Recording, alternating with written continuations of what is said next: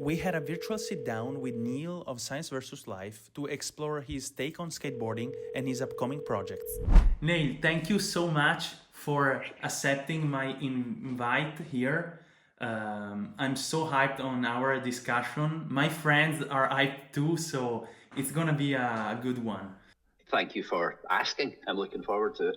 So, first of all, I want to give our viewers a few information about what we're going to discuss. We're gonna talk about a lot of things: importance of archives in skateboarding, evolution of skateboarding tricks, impact of both non-pro skaters and people who have disappeared, and we'll then wrap it up to your current work. So first thing I wanna tell you is I've read your interviews and you have said this before, but it's something that I believe in, and how much these DM features on the platform has changed the way we live skateboarding. Right? This thing haven't been possible without these platforms. And what do you feel about? You can immediately ask your heroes how something went down. These things are no longer as mysterious as they were. You can speak directly to anybody in the world.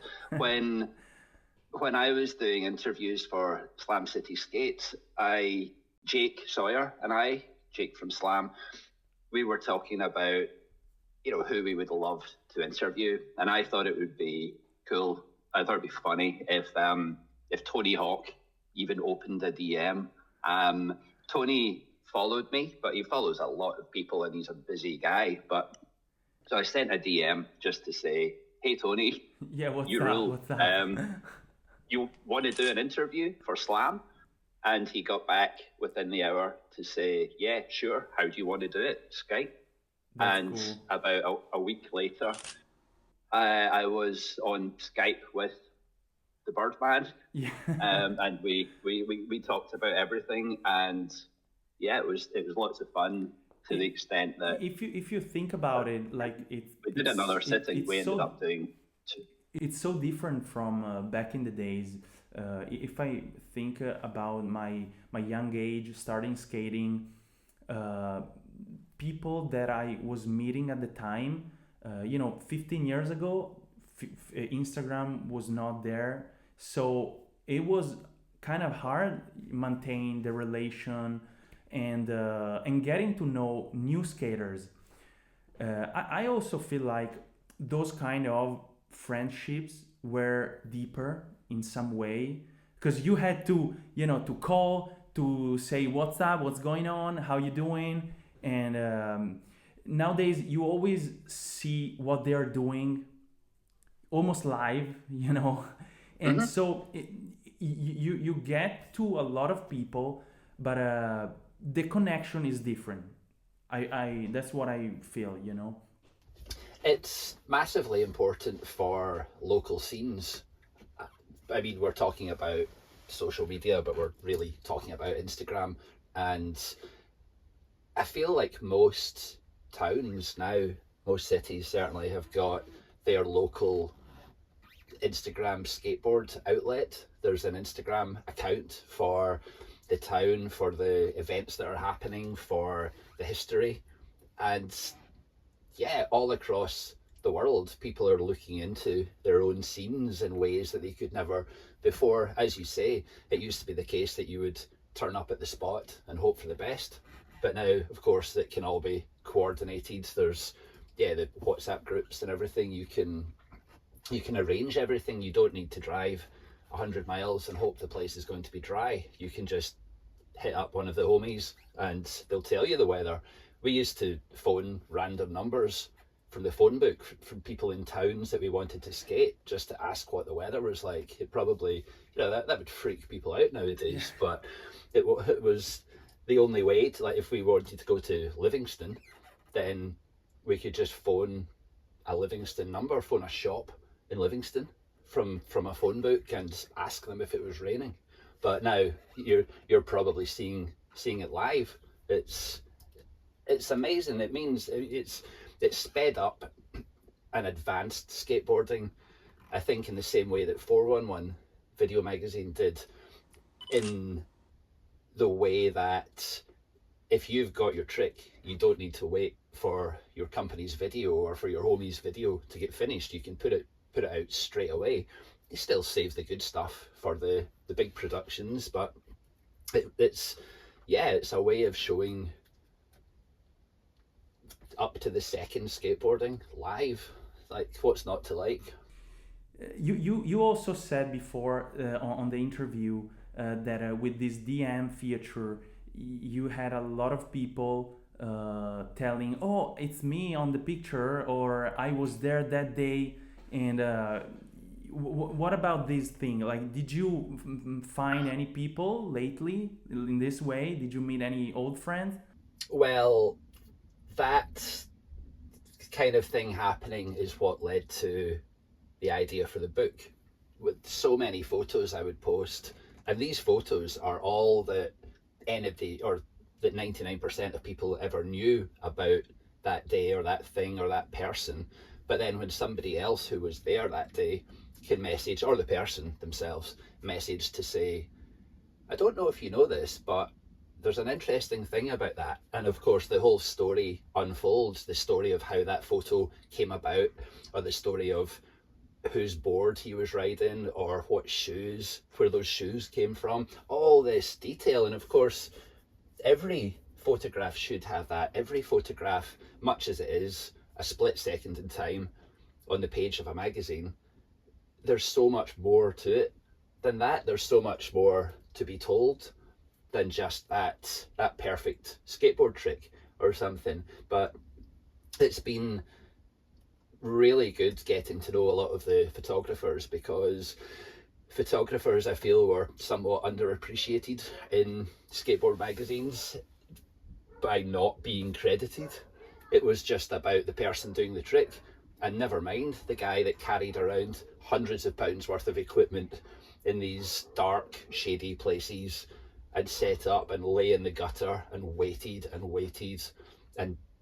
it spent money every time he clicked the shutter when you're shooting on film, while this guy skating is having a great time, hopefully. What do you think about this? This is something that I've come along, but how important it is, the relationship between filmers and the skater, you know? How much do you think it changes the way the final project comes out?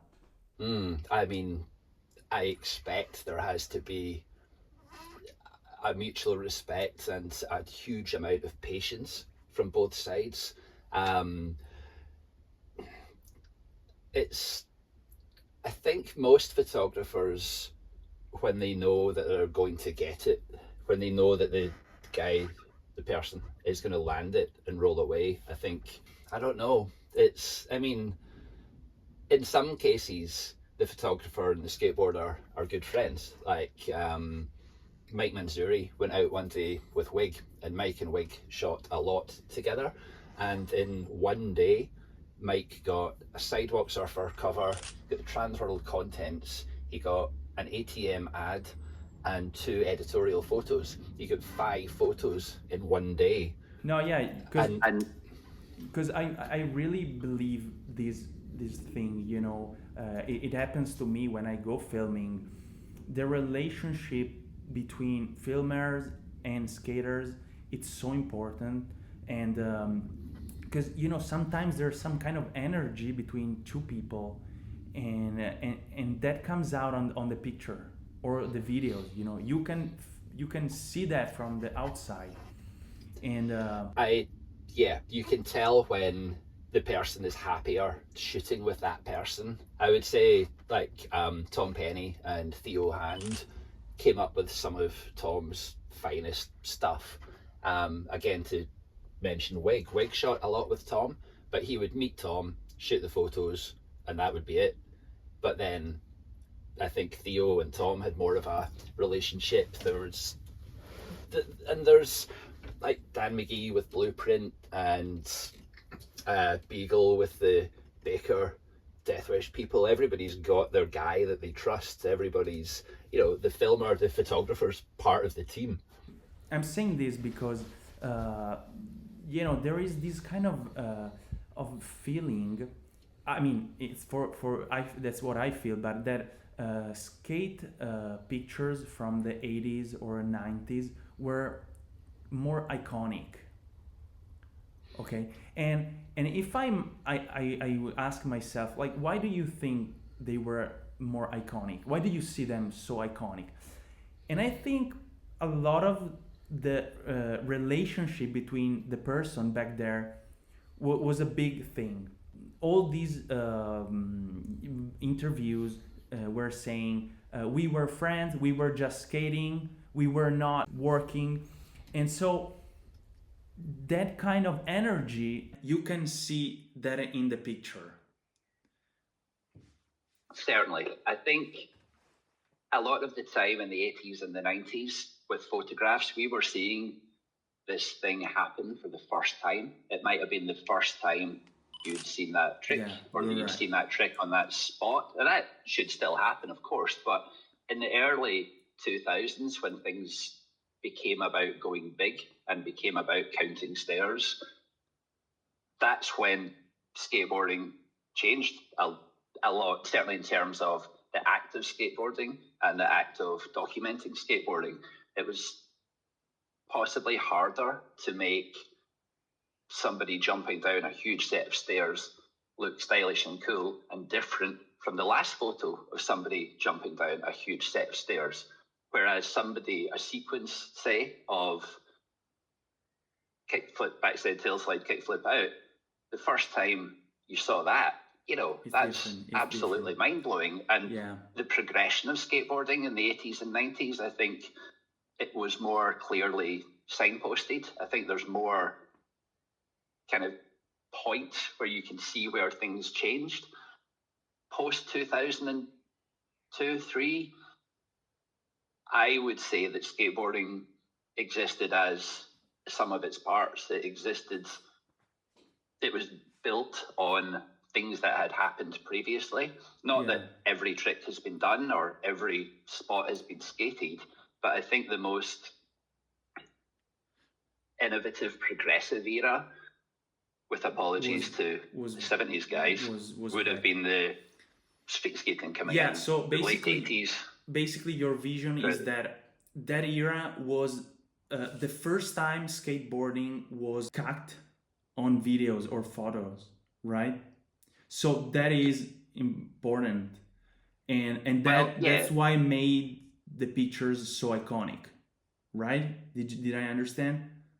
Yeah, and that exactly. And also there were fewer photos and fewer videos back then. You had the main magazines, and you would buy them every month and you would look at every page, and you had a video every now and again. I mean, in 1988, I must have watched Public Domain every day for months. Whereas now, I'll watch something that I think is absolutely outstanding. I might watch it one more time because there's something else. There's more to see. It's easier for people to document themselves. It's easier to get that footage out there. And I think the videos and the photographs that you're talking about, because that was all we had, that's why people will always talk about how that photo was burned into my brain. Because of course it was, because you stared at it, you had it on your wall. Like you mean nowadays, you if you want to see what's happening, there's no limit. There's no limit today. You can start and never finish what's going on right now in skating. And so, that's true. I feel like, there's always two sides of the medal, and in some way that helped the archives to be so iconic. The other part is that, you know, modern skating and filming helped so many people getting into the industry on their own, telling their voice, telling what they think about, and so there is also these two things are, you know, that there's not a right or bad version, but that's what it is, you know. And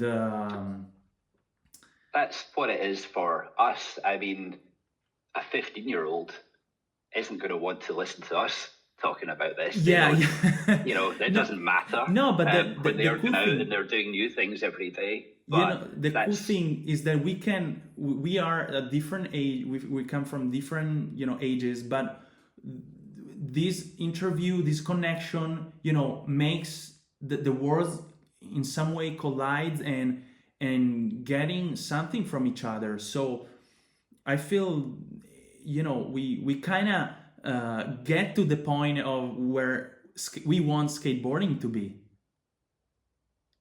you know. Skateboarding now is everything it's ever been, I would say, really, except there's more skate parks.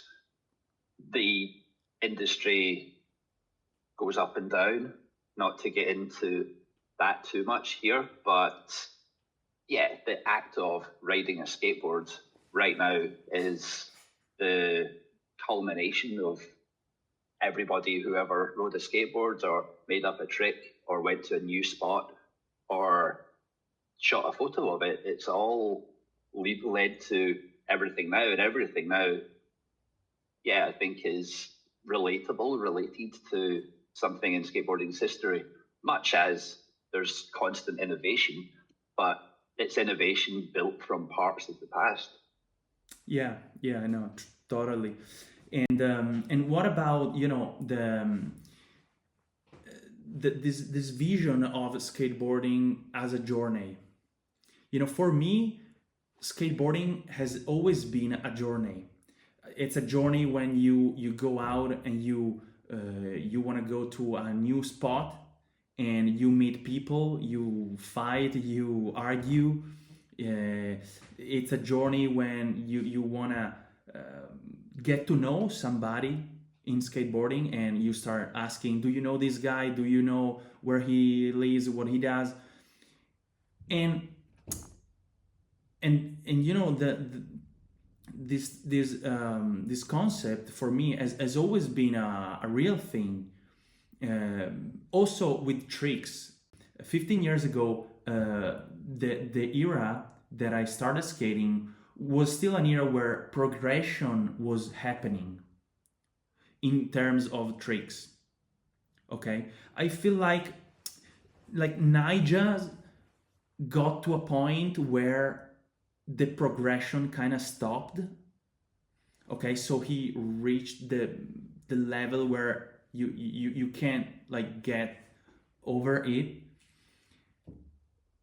But nowadays I don't see this journey kind of vision anymore. You know, people start skating, but like, are they really gonna be at that level? When I was young, I was thinking about, like, I can get to Le Romero's rail, I can get to Reynolds gaps, you know. Do you feel there's still room for people to have progression? Absolutely. I mean, because you mentioned Nija, maybe someday somebody will do those Nija tricks, but with style. That could be the next thing, rather than just making it. Or, I mean, he kind of dresses weird. He's got a weird push. He does a lot of tricks that are quite unpleasant to look at, I would say, even though they're obviously super hard, and he could, you know, seriously damage himself doing it. But there's always room in skating like that for it to be done more stylishly. I mean, I expect the most stylish switch crooked grind has been done there's lots to choose from, but the most stylish kickflip frontside blunt slide down a 12-stair handrail, kickflip blunt slide, big spin out. I mean, there's plenty of room for people to come along and do that and make it look good. I think a lot of these Japanese dudes are doing a pretty great job of reintroducing the importance of style into big, gnarly skateboarding.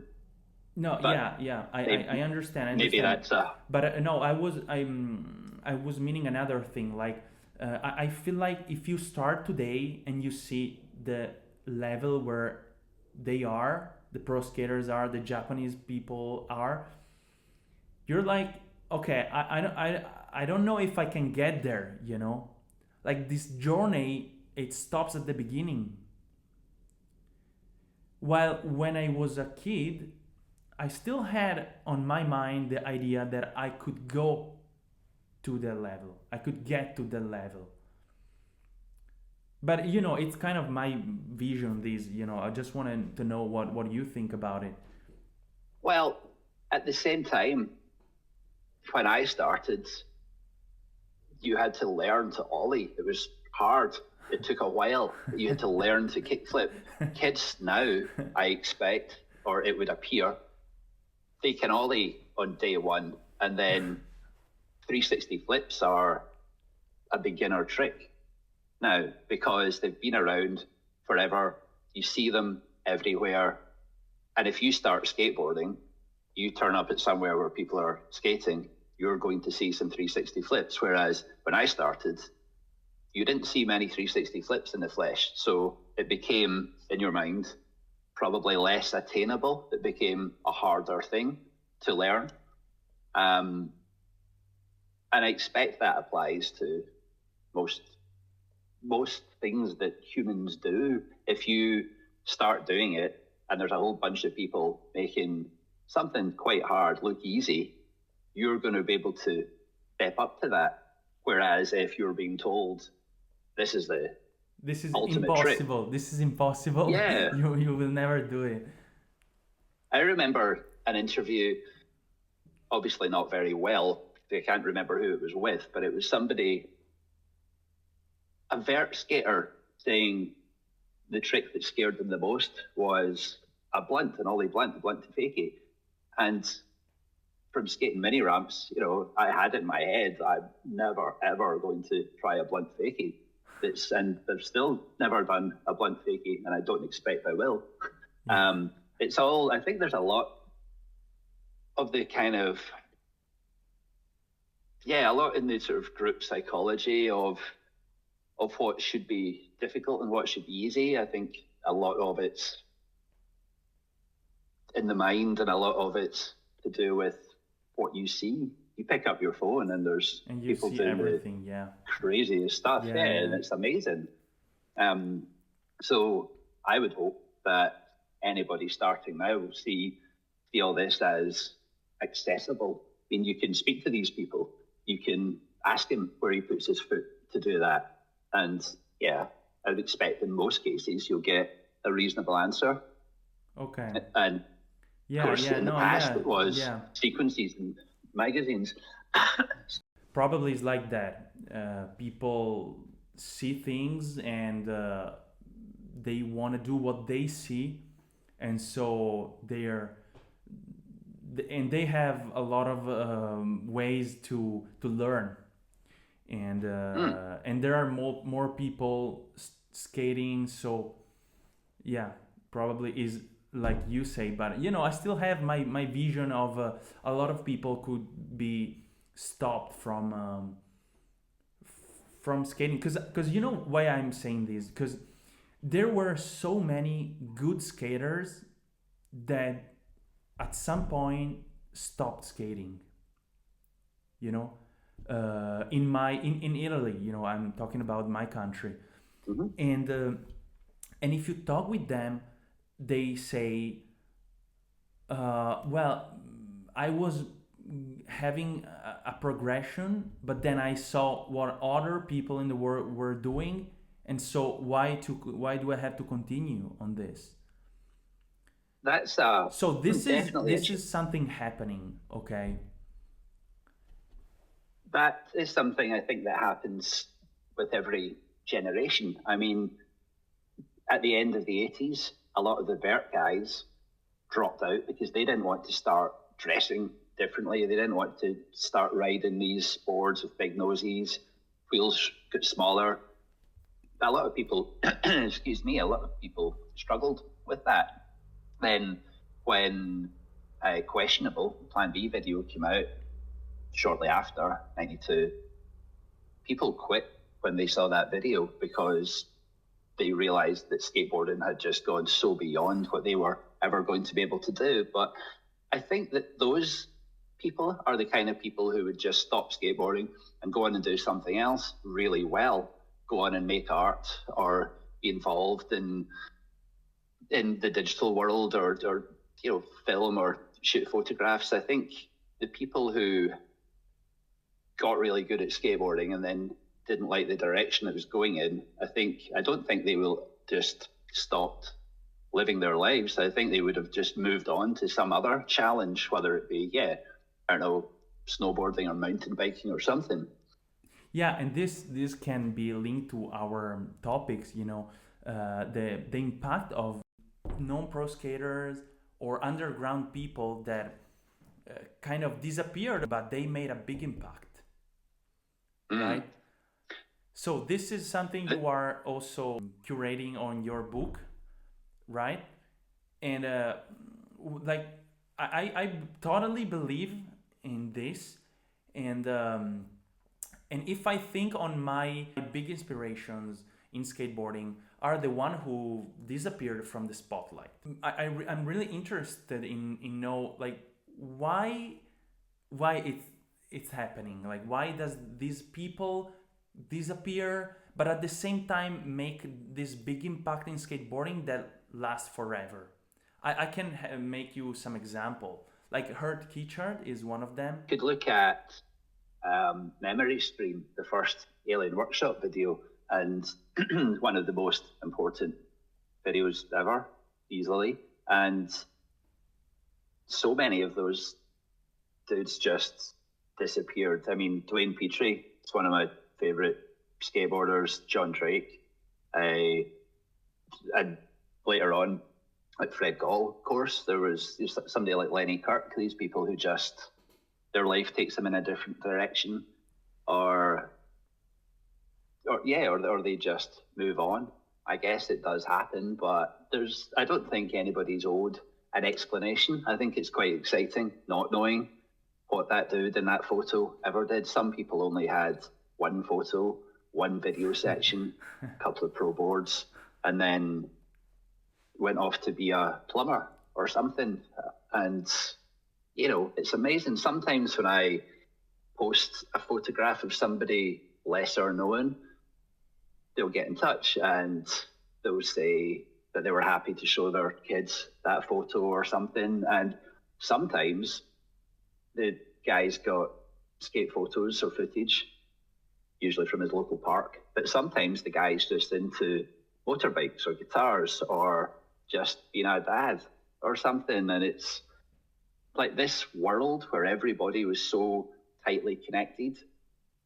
It's like, I don't know, blowing a dandelion and these seeds just all go off in all sorts of different directions. And just because these people dressed the same and hung out and were in the same van 30 years ago. Yeah.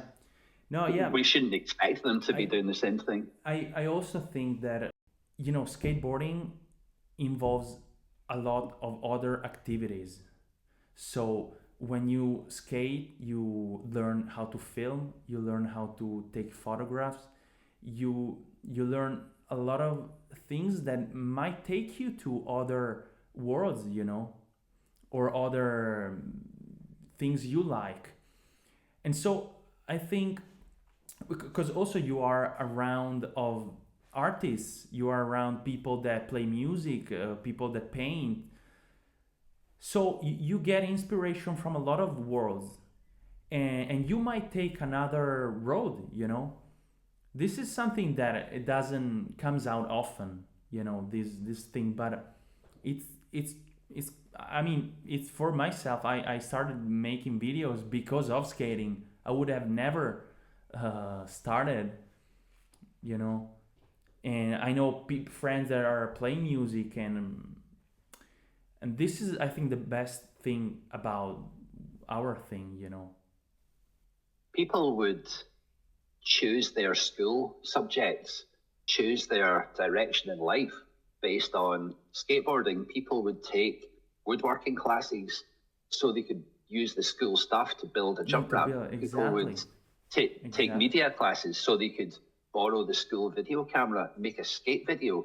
And that might mean dropping maths or English or a science, but just to focus on what you need to do. And I expect a lot of these people took those skills into adulthood, took those on to, I mean, most of the photographers that I speak to, skateboard photographers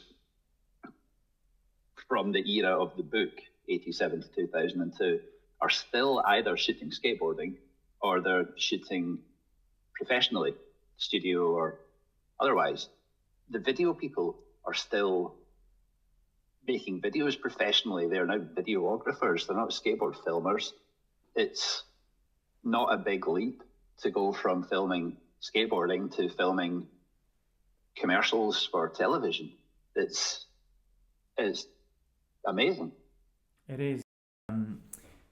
Another thing, Neil, is so in your book, you are talking about the importance of the photographs that were like the lifestyle and not the tricks itself, right?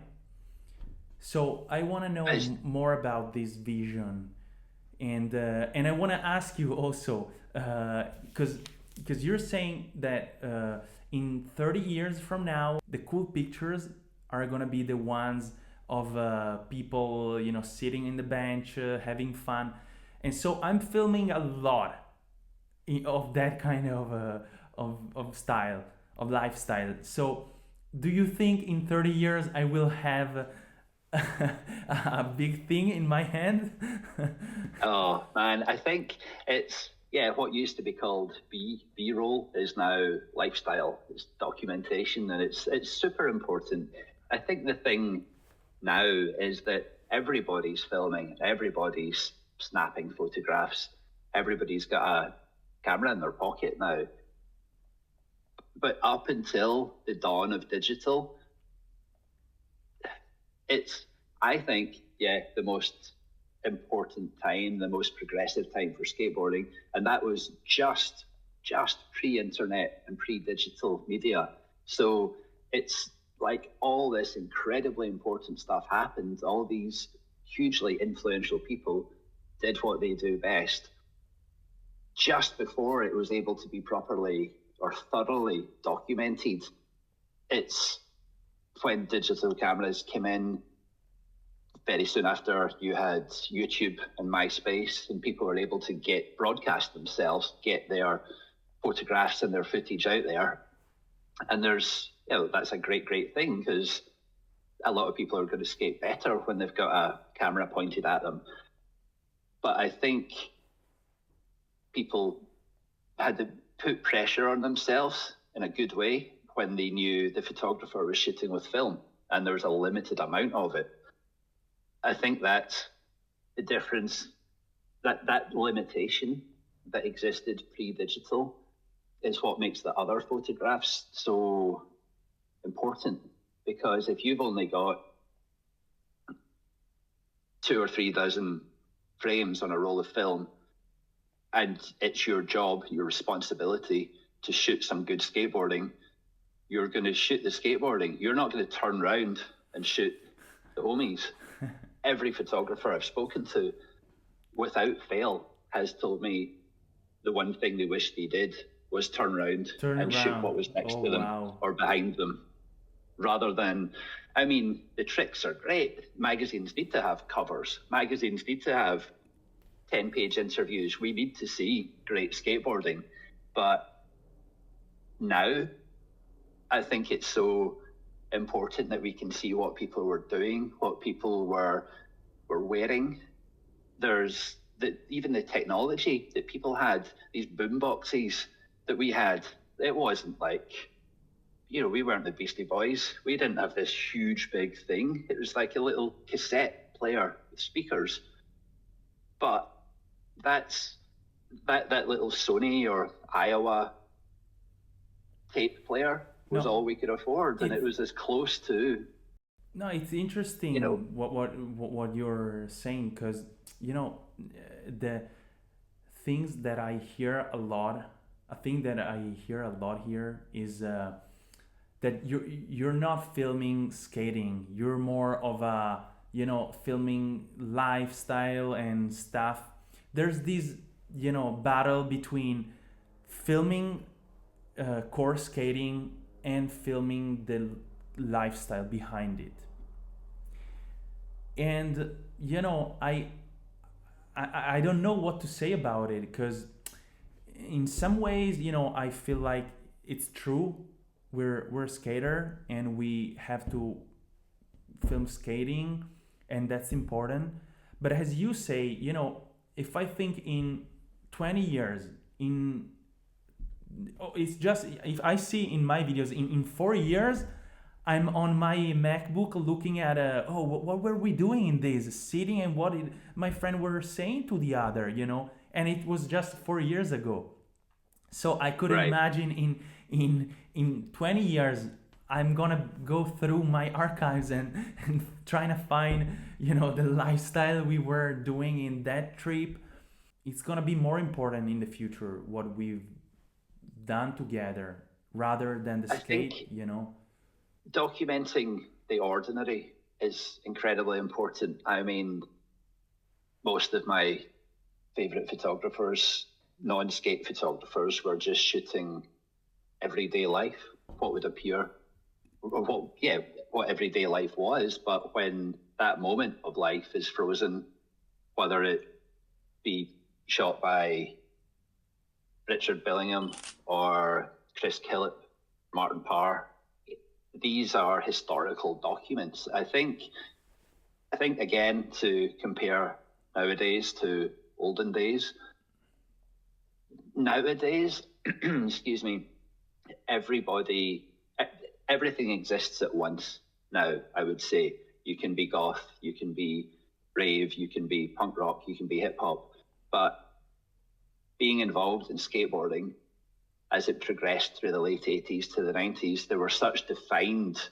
eras, and it would change very quickly, like how things changed from big pants, small wheels to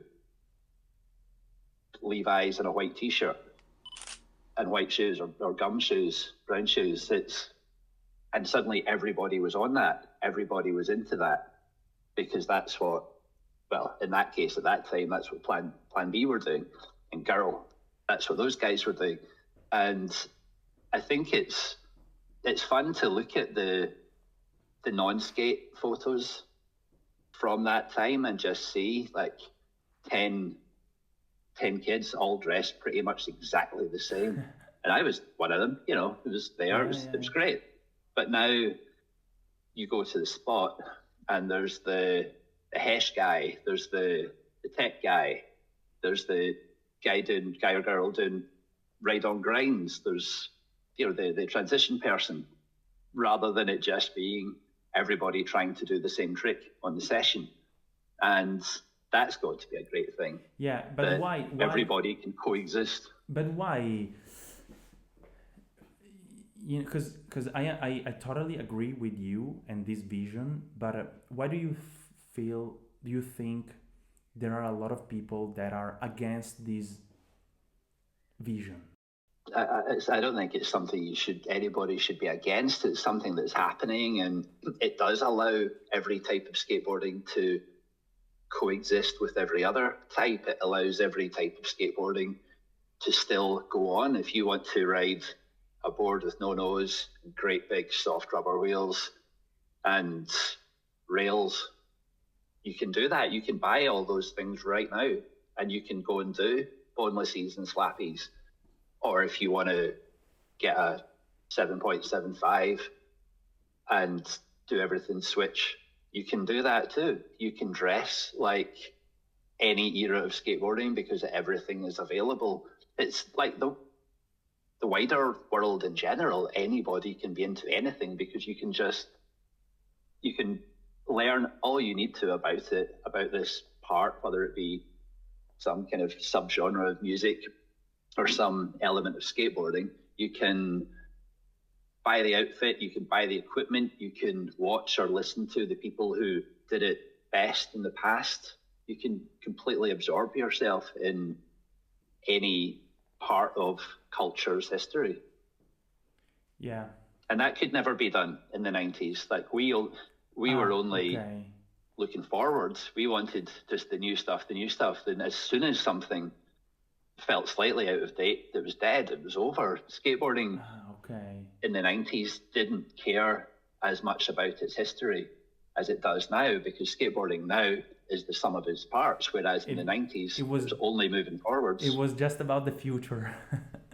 Yeah. It was about getting the new mag, getting the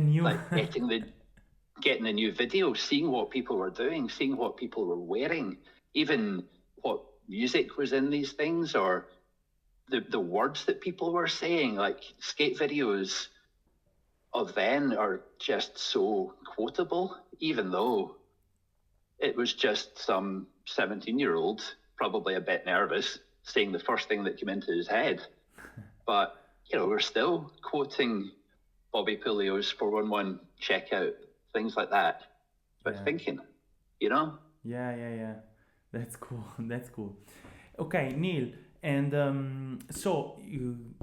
I just want to present a little bit your book. You are doing a 400 pages book, right? Telling the history of UK skateboarding from 87 to 2002. And how long have you been working at the project for? This is something you have to say. Yeah, just over 5 years of doing this full time. I quit my job during lockdown in 2020 to do this. I did it because during lockdown in 2020, I wanted to read more about the things that happened in UK skateboarding, and because I was getting these DMs from people to say, hey, guess what? See that guy in the background? Or here's an interesting thing. It became clear that there's a lot of people that remember the things that went on. There's some people who don't so well, but when you start asking around, you can really learn, you can really find this stuff out. Now, there's the South Bank book, there's the Great Read and Destroy book now, there's the Milton Keynes book, there's a Cambridge book, there's the Northeast book, but there's nothing that connects everything. There's nothing that kind of follows the storyline, I suppose, of how, 1987 was when BMX Action Bike morphed into Read and Destroy. Mud Machine, the BMX shop, became M-Zone, the skateboard shop. Deathbox boards started selling. Like, a lot of things happened in 1987. That progression continued. Everybody, it felt, was kind of one or two steps removed from one another.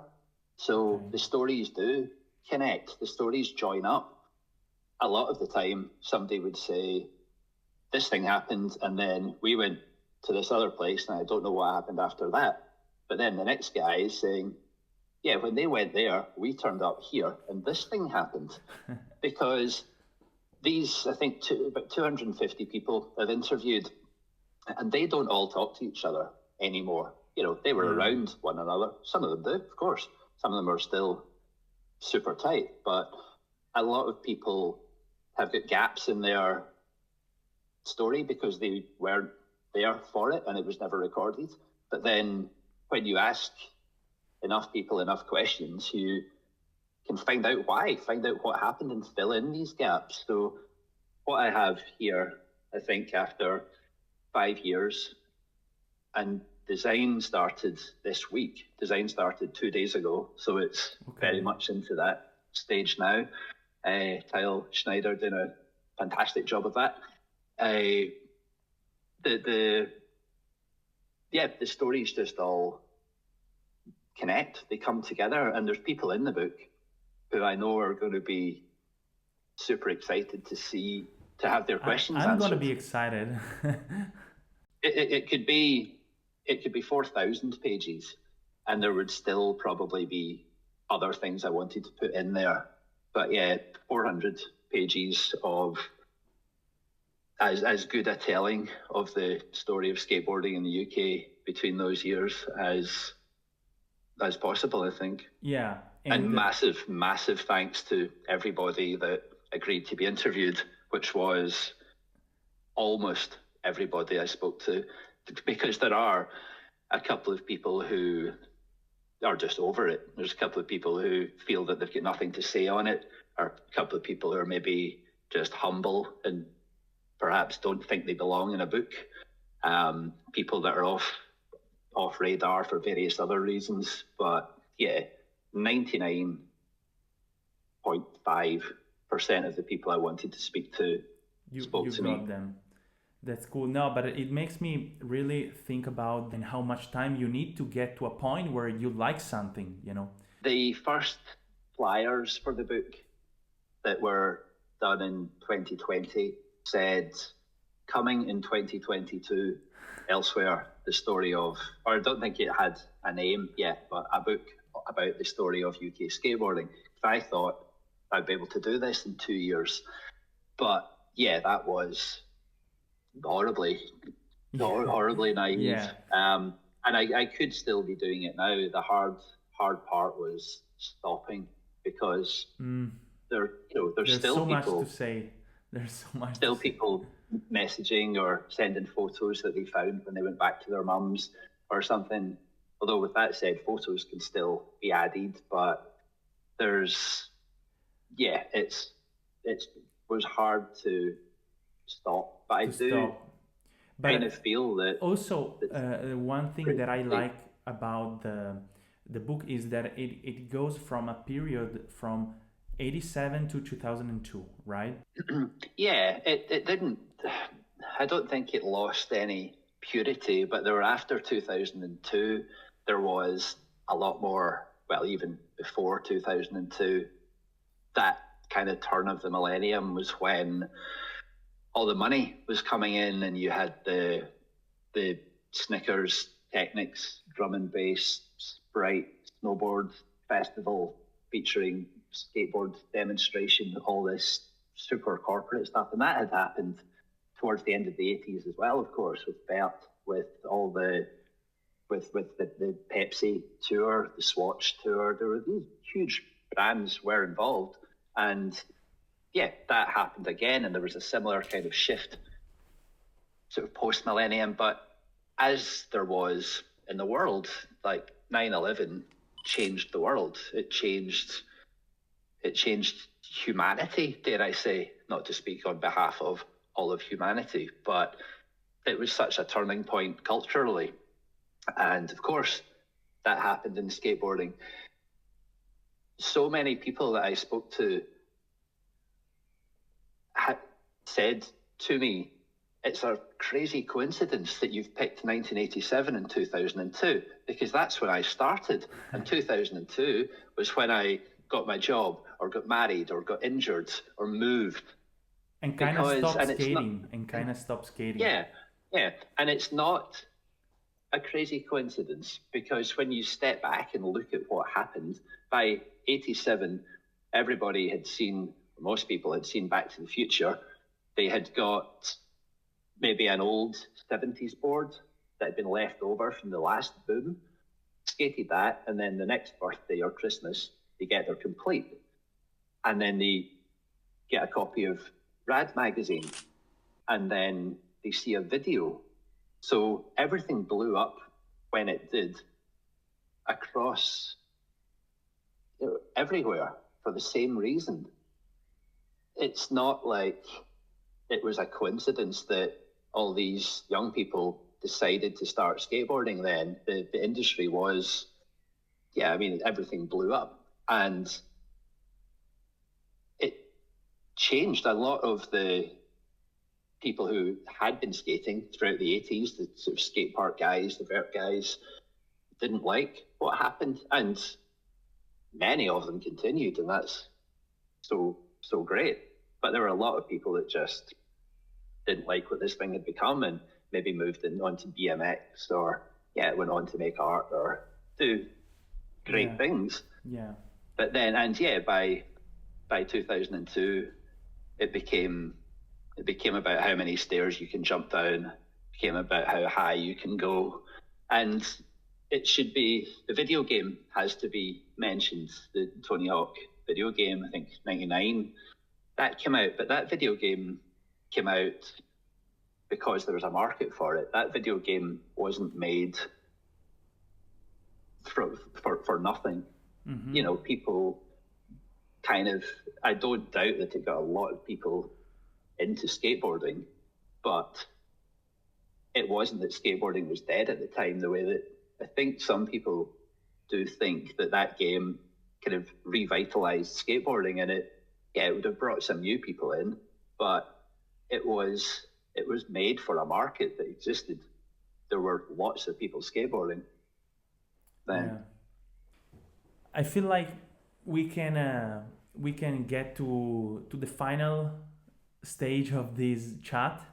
I can't wait to see the book, Neil. I'll tell you, I'm very hyped on the project. And as you know, I have a lot of books in here in my studio, and I can't wait to add it on my collection. It's something you should, if you skate and you like magazines, you should have. And also, I think that your vision of telling the story of the situation of the photographs, telling the stories behind the places, and this is what makes it different, from everything I've ever heard. This is such a important thing, and this came from me wanting to know the stories behind one single still image and the questions that people would ask on Instagram. I would post something and somebody would say, I don't know, do you know that he went back the next day and did it switch?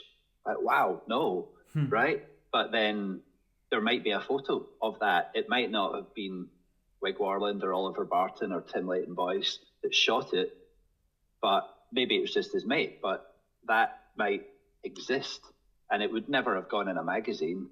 Yeah, magazines only had a certain amount of pages. There was a crazy quality control. There were cliques. There were politics. Lots of reasons why certain photos would not go in magazines. But now, with that all in the past, we can show these and let those things tell the story. Yeah. There's a great, I like photographs that were shot by some kid on a point and shoot that's got a photographer in it. Like there's a photo, there's a few photos that have got Tim Leighton Boyce in them because he was all over, everywhere. There's a few photos that have got Wig in them for similar reasons. There's a great photo of Wig shooting Sal Barbier at Mount Hawk that became the cover of System magazine. But to see the results of some kid with a disposable camera taking a photo of Wig taking that photo, it just makes it feel so much more real. Yeah. The professional photo is perfect. It's the blur is just right. It's everything about it. It belongs on the cover of a magazine. But this photo is just a quick snap, and it's blurry, but that's what real life was like. That's what the reality of it The looked like, reality, yeah. really. Yeah. I love the project, Neil. Um, so, uh, Neil, thank you so much for the time. I appreciate it. I love the chat, and I can't wait. You know, if you're doing this event in London next year, let's see if we can organize, and I can be there and film the lifestyle behind it. You know, the situation. Yeah, Uh, yeah. you No, know, definitely. Please do. and Big thanks to Sophie at Aries and Seb and Mackie and Mark Baines at New Balance for everything they've done, and Batsford, of course, Batsford the publishers. okay. We wouldn't be having this conversation now if they hadn't wanted to take this on. And I know it's a big undertaking. They've not made a book like this before, so I've not made a book before, so it's Okay. quite exciting, I think, I hope, for all involved. But yeah, design has begun. It is coming to life as we speak. And thank you That's for cool. asking. That's It's cool. great to That's talk cool. That's about cool. this. There's so much more to skateboarding than landing a trick and riding away clean. It's it's everything. It is. It's your life. It's every part of your life. That's true. That's true. I completely uh, connect to this vision, and hope some people might get inspired about it, and at least they can see a different vision, you know, and think about it. Yeah, Freedom it's of you know, of deciding what vision, what part, and what vision you wanna get. that's it. It's easy to look at as many photos of amazing skateboarding as you want. Anybody can. But as I think I've said, it's the stories that surround these images or these videos. There's so much to it. There's so much to be said. There's so much to be told there. And the vast majority of these people who were involved, who created these things, have had very little opportunity to tell their side of the story because things were difficult. Nobody was getting paid. Things cost money. Distributors could make things incredibly difficult. There were kind of regional differences between the way that people skateboarded or acted. There were huge regional differences in terrain. People the north of England had manufacturing which had closed down basically. So there's these huge brick warehouses. There's harbour towns that were stripped of industry. So in those buildings, people could build ramps. Whereas in the southeast, in London, it was all about street skating because space was at such a premium. There was the King's Cross ramp, there was Uxbridge, Ravenscourt Mini, there was London Bridge, Yeah. your street skate park that existed for a few months.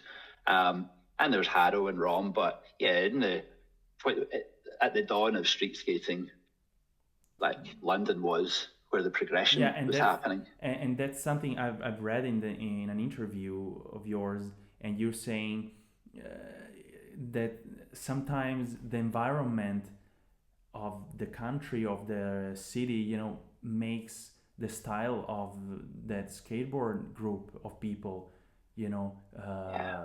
Also in London it's rough, skating is very difficult, it's raining the majority of time, and it's completely different from California, you know, everything's perfect, Yeah, the sunny every totally. day. And so, you know, this changes completely the way of skateboarding is done and the way skaters are, or also, right? When yeah, the East Coast of the United States was always so much more of a influence and inspiration, I would say, on the majority of UK people, because that UK skateboarders, because it looked like here, you know, that's New England over there. That's, the buildings are similar, the streets are rough, it's wet, it's dark, it's cold, it's relatable ultimately. And then you get the Sub-Zero video. I mean, you go back to Future Primitive when they went to the New York trip and the Bones Brigade went to New York. But in terms of modern skateboarding, there's the Sub-Zero video, Eastern Exposure videos that were, all that was Dan Wolf. There was then Zoo York came about, and it's just so much easier to connect to that than some dudes skating in the sunshine with palm trees in the background.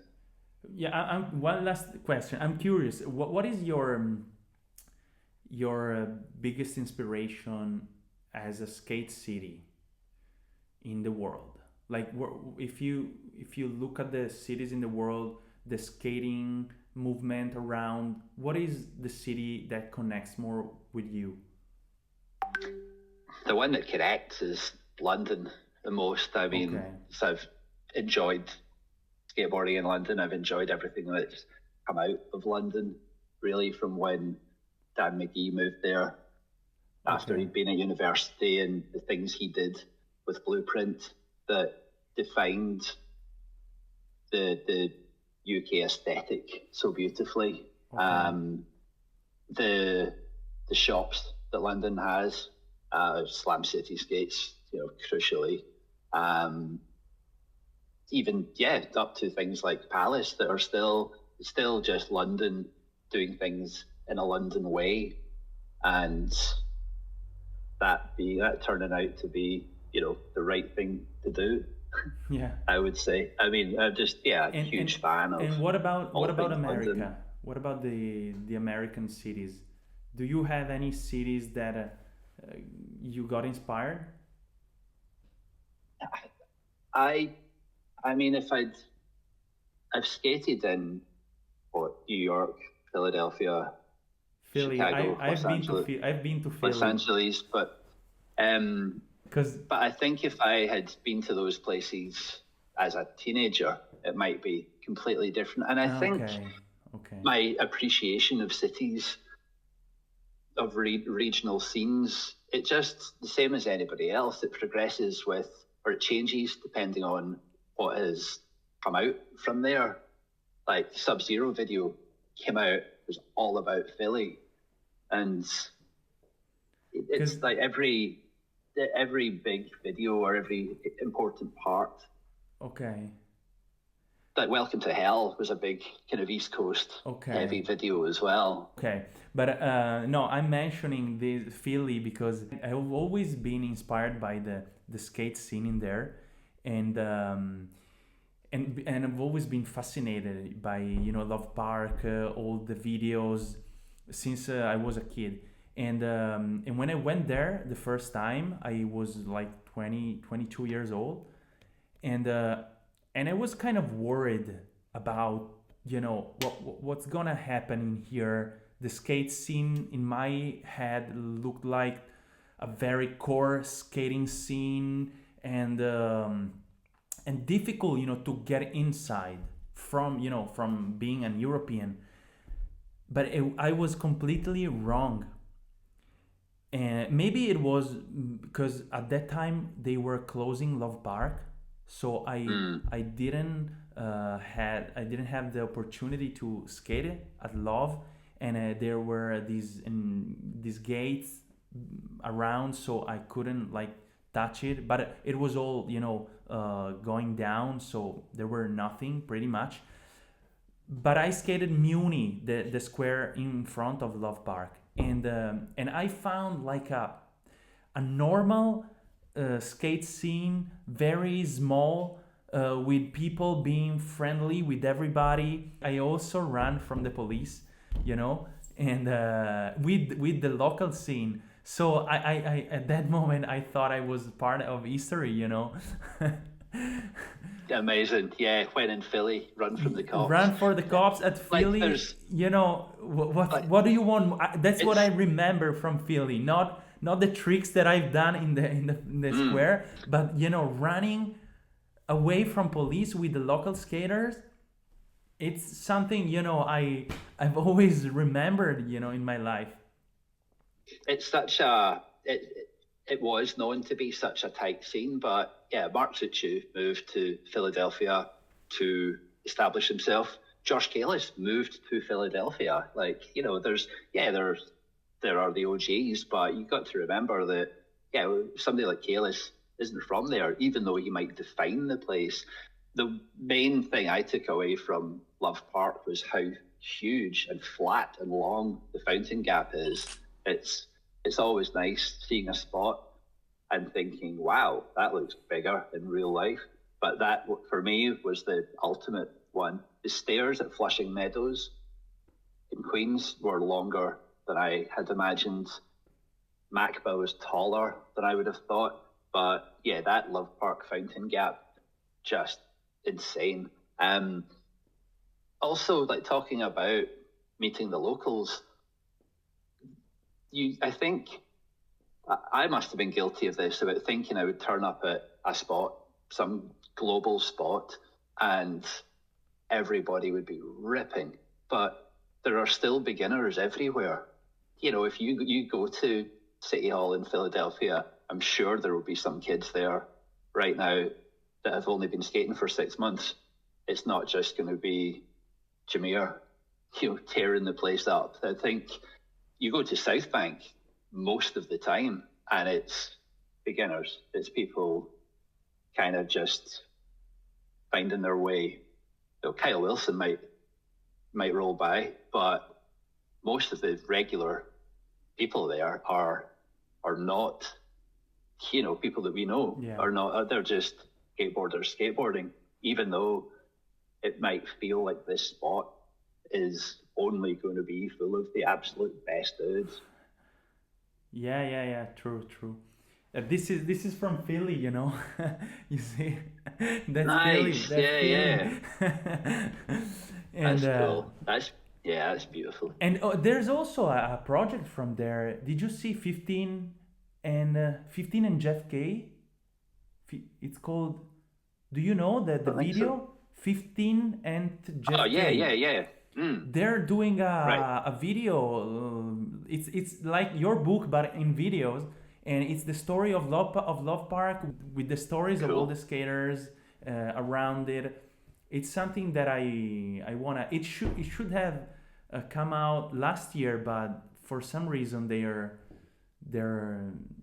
filming. They're These- still filming. They can't Yeah, stop. these They things can't take stop. longer. They can't stop like you.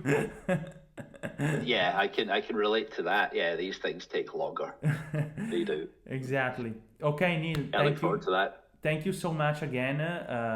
Thank you. Hope we're gonna do some project together sometime soon. And if you're in Italy, you know where to skate with.